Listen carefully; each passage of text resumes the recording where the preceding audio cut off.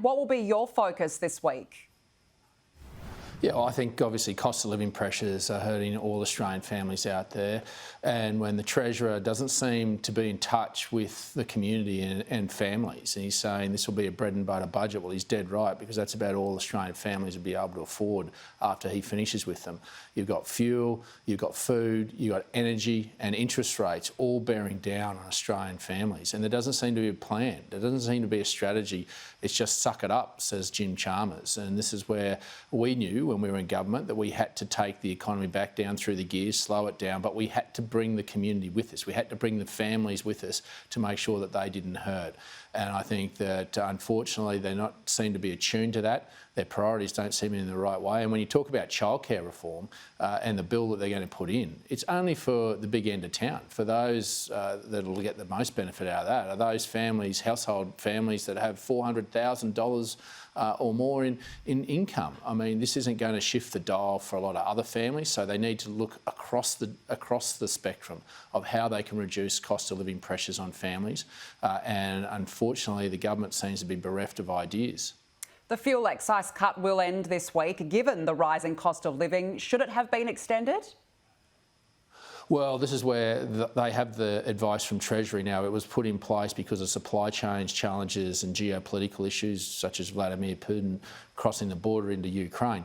Now, I think that goes into that cost of living pressure suite of measures that need to be looked at. If they're not going to keep that in place, if they're not going to keep fuel down, then how else are they going to support families? And from what Jim Chalmers is saying, it's just bread and butter. That's all you're going to get. So I think this is where you can't look at one of these measures in isolation. You need to look at all of them right across the board, whether it be food, whether it be electricity, whether it be fuel.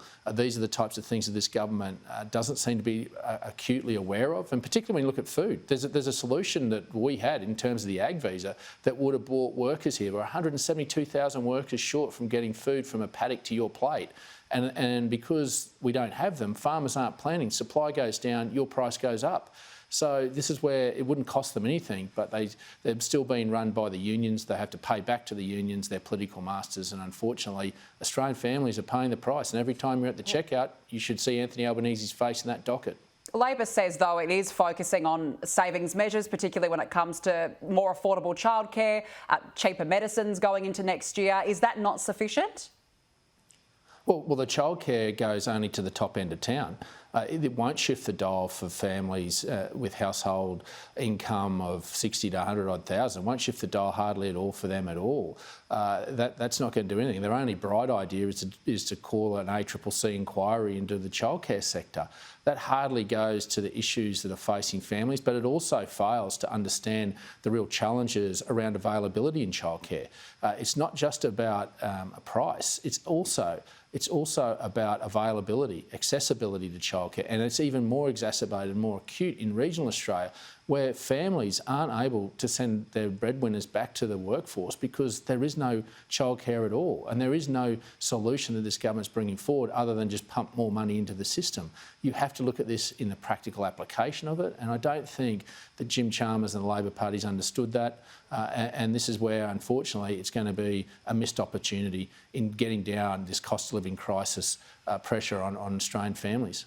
Let's move on, because you're about to embark on a regional tour, a listening tour as it's being called. Is this an opportunity to differentiate yourself from Barnaby Joyce?